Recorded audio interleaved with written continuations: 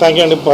Sequel కదా, మా first పార్ట్తో పాటు కంపారిజన్స్ అవన్నీ ఉంటాయి. కొంచెం టెన్షన్గానే వెళ్ళాను థియేటర్కి. బట్ నేను ఫస్ట్ మార్నింగ్ ప్రసాద్లో చూసాను, తర్వాత సుదర్శన్ చూసా. ఎక్స్ట్రీమ్లీ అసలు జనాలందరూ ఎంజాయ్ చేస్తుంటే దీనికోసం కదా మనం సినిమా చేసింది అన్న ఫీలింగ్ వచ్చింది.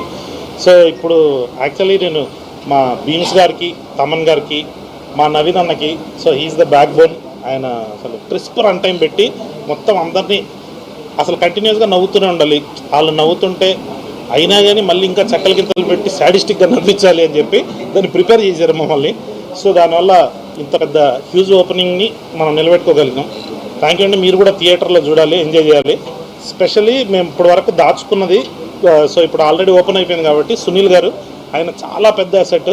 సో ఎక్కడ చూసినా కానీ సునీల్ గారి గురించి, డాడీ ట్రాక్ గురించి రాస్తున్నారు. అది చాలా హ్యాపీగా అనిపించింది. సునీల్ గారిని మళ్ళీ మా వింటేజ్ సునీల్ గారిని ఆ కామెడీలో మొత్తం చూస్తుండేసరికి భలే హ్యాపీ అనిపించింది. మాషాల్లా boys played well. So boys కూడా కుమ్మేశారు. లడ్డు ఒక్కడే మిస్ అయ్యిండు. దీనిలో డిమాండెడ్ యాక్టర్ అయిపోయిండు. ఒక 2 క్యామియాలు ఉన్నాయండి సెకండ్ హాఫ్లో. అది మీరు థియేటర్లో చూసినప్పుడు వాళ్ళకు ఒక పెద్ద మాస్ హీరోలకు ఎలా అయితే వస్తుందో అలాంటి రెస్పాన్స్ వచ్చింది.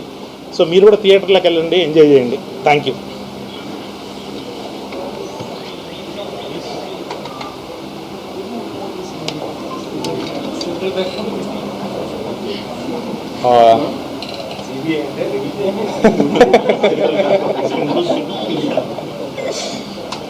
ఈరోజు మా సినిమా మ్యాడ్ స్క్వేర్ రిలీజ్ అయిందండి.